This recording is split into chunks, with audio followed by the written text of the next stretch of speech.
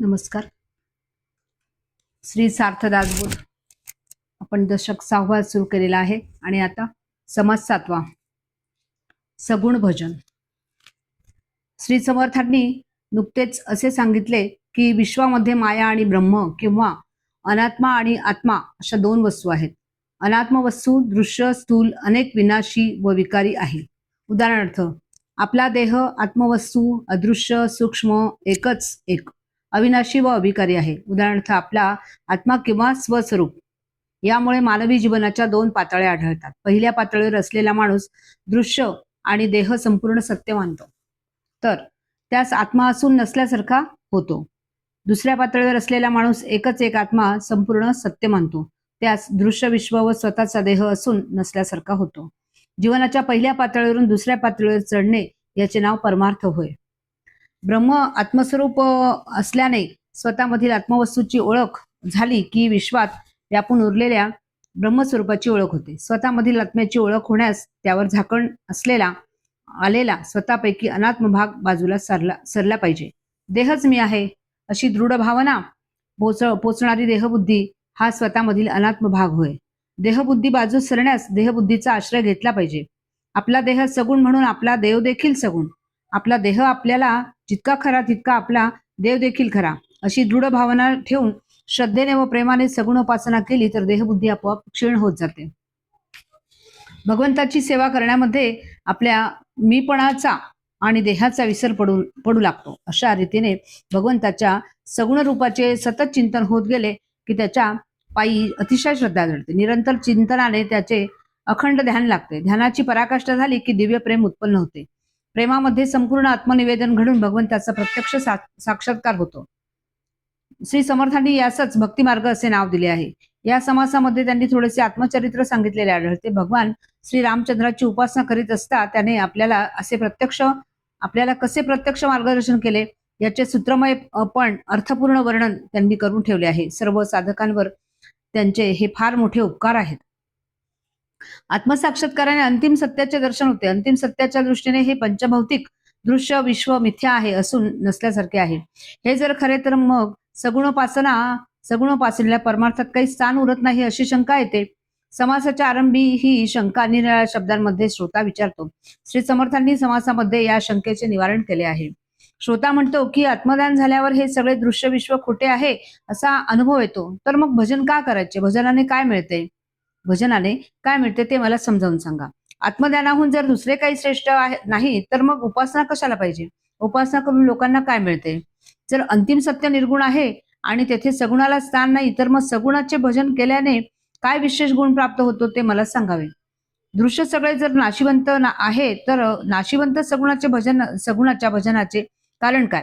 निर्गुण सत्य सोडून सगुण असत्याचे भजन कोण करणार? दृश्य असत्य आहे असा प्रत्यक्ष अनुभव आल्यावर मग सगुण देवाच्या भजन पूजनाचा नियम कशाला लावून घ्यायचा? सत्य बाजूस सारून असत्य भजन पूजनाचा गोंधळ पसारा कशाला करायचा? निर्गुणाने मोक्ष मिळतो असा प्रत्यक्ष अनुभव येतो, म्हणून सगुणोपासनेपासून काय प्राप्त होते ते स्वामी मला आपण सांगा. तर आपण एकीकडे सांगतात की सगुण नाशिवंत आहे आणि लगेच पुन्हा म्हणतो की सगुणाचे भजन करावे, तर मी कशासाठी भजन करू? स्वामी तुमची भीड पडते म्हणून स्पष्ट बोलता येत नाही, तरी पण तुम्ही सांगितलेले मनास काहीच पटत नाही. साध्य पदरात पडल्यावर साधन करण्याचे कारण काय? स्वामी उत्तर देतात, श्रोता असे बोलला. अतिशय गोंधळून गेल्याने श्रोता असे शब्द बोलला. आता वक्ता त्याच्या प्रश्नाचे उत्तर देतो, ते ऐकावे. गुरु जे सांगेल त्यावर पूर्ण विश्वास ठेवणे आणि त्याप्रमाणे निशंक वागणे हे परमार्थाचे मुख्य लक्षण आहे. गुरुचे वचन मोडले तर भलतेच काहीतरी आपोआप घडून येते. म्हणून गुरुची आज्ञा शिरसामान्य मानावी आणि सगुणोपासना मनापासून करावी. हे उत्तर ऐकून श्रोता म्हणाला, गुरुदेवा, सगुण भजन करण्यात हेतू कोणता? श्रोत्यांनी तोच आक्षेप निराळ्या प्रकारे प्रकट केला. सगुणोपासनेत काही उपकार घडतो का? त्यात काही साक्षात्कार होतो का? किंवा आपल्या प्रारब्धात जे लिहिलेले असते ते उपास्य देवतेने कधी पुसले आहे का? जे घडणार आहे ते जर काही केल्या टळत नाही तर मग सगुणाच्या भजन पूजनाच्या लोकांना उपयोग काय? अशा रीतीने विचार करू लागले तर सगुणोपासना बुद्धीला मुळीच पटत नाही. येथे श्री समर्थांनी सामान्य माणसाचा दृष्टिकोन बरोबर वर्णन केला आहे. त्याला देव हवा असतो, पण तो प्रपंचातील अडचणी निवारण करण्यासाठी हवा असतो, आत्मज्ञान होण्यासाठी नको असतो. स्वामींची आज्ञा मला सर्वस्वी मान्य आहे, प्रमाण आहे. कोणीही शिष्य ती अप्रमाण मानून मोडणार नाही, कोणीही तिला पुरावा नाही असे म्हणणार नाही. तरी पण सगुण भजनाचे फळ काय मिळते ते मला सांगावे. आता या संपूर्ण आक्षेपावर श्री समर्थ उत्तर देत आहेत. वक्ता उत्तर देतो की हे हे बघ, आत्मज्ञानाची जी लक्षणे आहेत त्यांचा लक्षपूर्वक विचार कर आणि देहाने म्हणजे सगुणाने तुला काही कर्म करावे लागले की नाही हे मला सांग. आत्मज्ञान झाले की कर्मनाश पावते. निर्गुण आत्मस्वरूप तेवढे खरे असा साक्षात प्रत्यय येतो.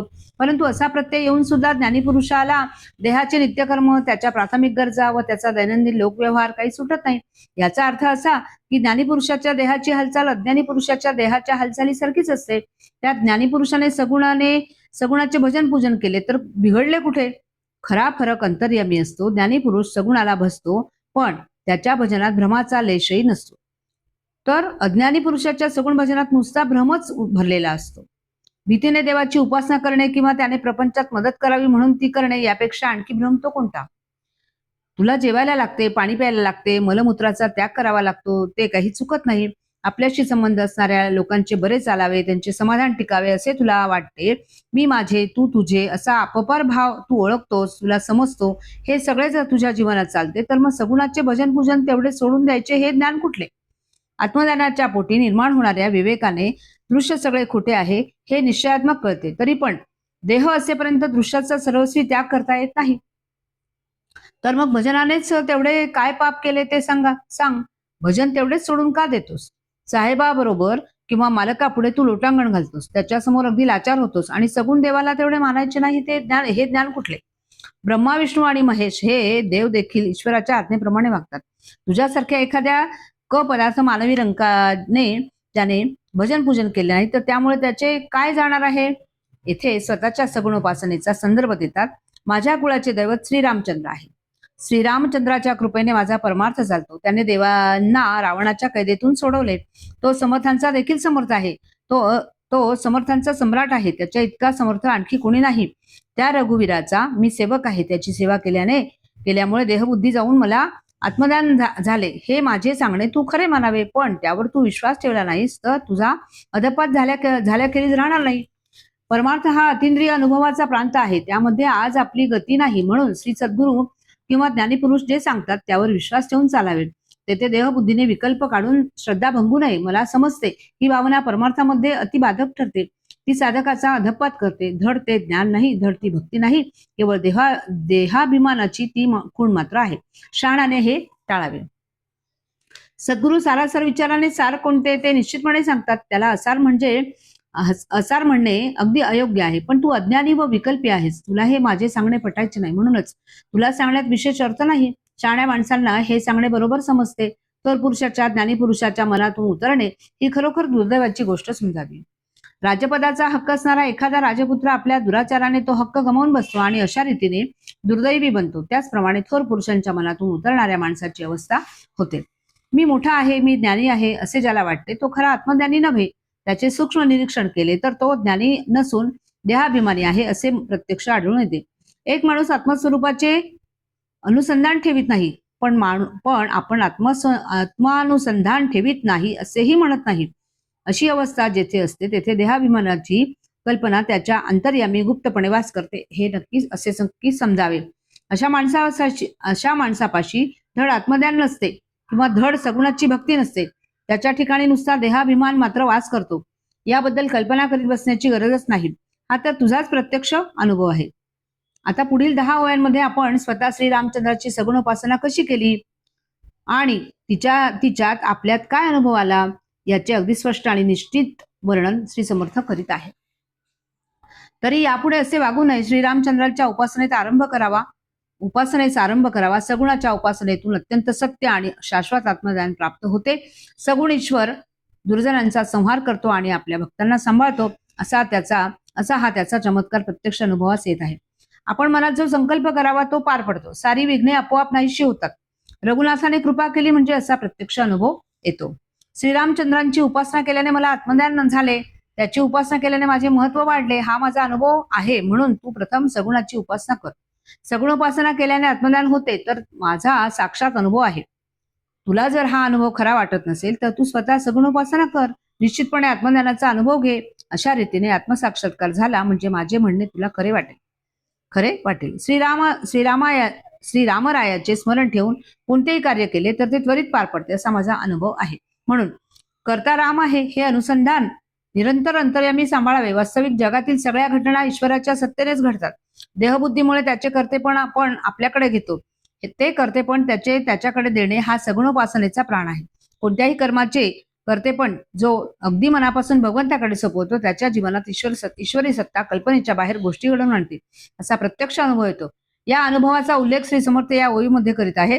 कर्ता राम आहे, मी कर्ता नव्हे अशी दृढ भावना ठेवणे यास सगुण निवेदन म्हणतात. निर्गुणामध्ये त्याच्याशी एकरूप होऊन साधक निर्गुणच होऊन जातो.